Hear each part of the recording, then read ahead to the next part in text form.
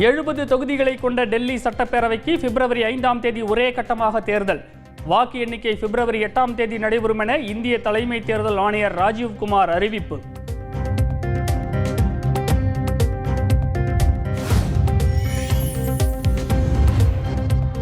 ஈரோடு கிழக்கு தொகுதிக்கு பிப்ரவரி 5ஆம் தேதி இடைத்தேர்தல் நடைபெறுகிறது.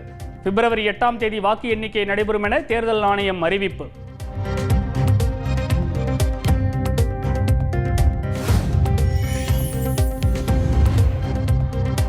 ஈரோடு கிழக்கு தொகுதி இடைத்தேர்தலில் வரும் 10, 13, 17ஆம் தேதிகளில் மட்டுமே வேட்புமனு தாக்கல் செய்ய முடியும்.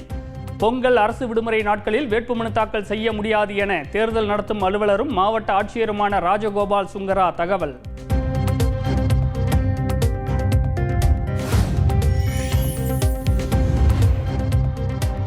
கம்யூனிஸ்ட் தலைவர்கள் குறித்து ஆராசா பேசியது தவறு, அடிப்படை ஆதாரமற்றது. ஆராசா பேசியதை திரும்ப பெற வேண்டும் எனவும் மார்க்சிஸ்ட் மாநில செயலாளர் சண்முகம் பேட்டி.